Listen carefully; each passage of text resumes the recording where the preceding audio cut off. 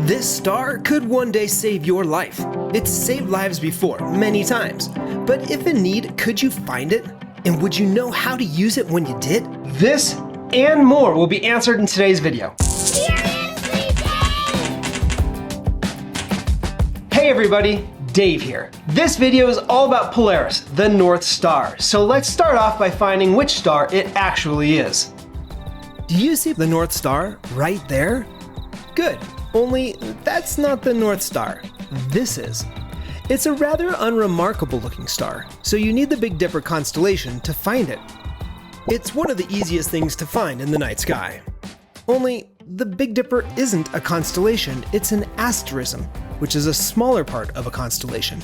You take this part of the Big Dipper, go out about 5 more lengths of the line, and there's the North Star, Polaris. I'll give you a chance to practice finding the North Star on your own at the end of this video, or go there now, I don't care. Now here are just 4 of the reasons why Polaris is important, some of which could save your life one day. Number 1, it's the only star in the night sky that doesn't move. You see, as the Earth rotates on its axis, this imaginary axis points almost directly at the North Star, which makes all other stars in the sky appear to be moving around it.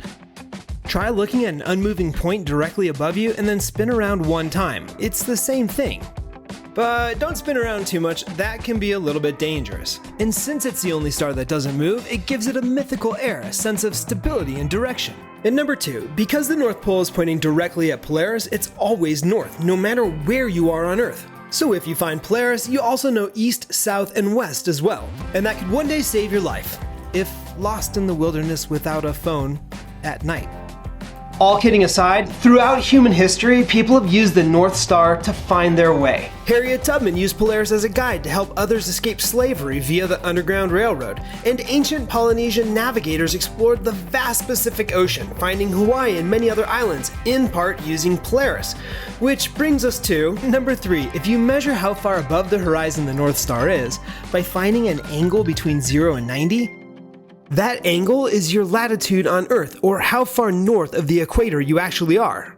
At the North Pole, at 90 degrees latitude, Polaris is directly overhead, an angle of 90 degrees. And at that point, you can't find north anymore because you're there, and really cold. And from the equator at 0 degrees latitude, Polaris will be at the horizon.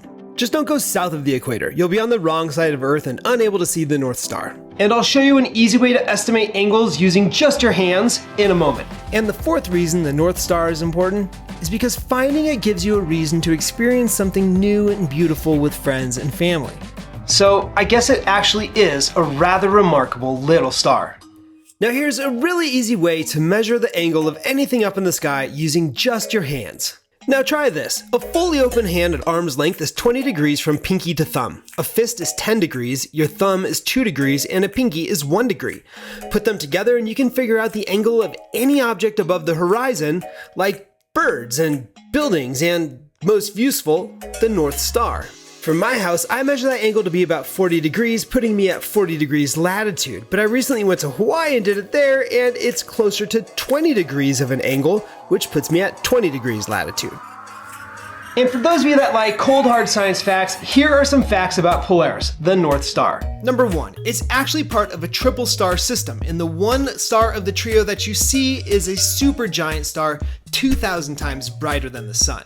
But it appears dimmer because it's 450 light years away, or 2.65 quadrillion miles. It's also a cepheid variable star, meaning its brightness changes over time. Number 4, it's in the asterism the Little Dipper, which everybody always claims to see, but in my experience, they're almost always wrong. The Little Dipper is a very faint asterism, part of the Ursa Minor constellation. You have to be in somewhere very dark and far away from light pollution to see it. And last, Polaris won't always be the North Star. 12,000 years from now, your kids, and 480 generations more will see Vega as the North Star due to Earth's precession, or wobble on its axis. Vega was made famous by Carl Sagan's great book, Contact, which was turned into an excellent movie starring Jodie Foster and Matthew McConaughey. I would suggest checking it out. And now it's your turn to try to find Polaris, the North Star.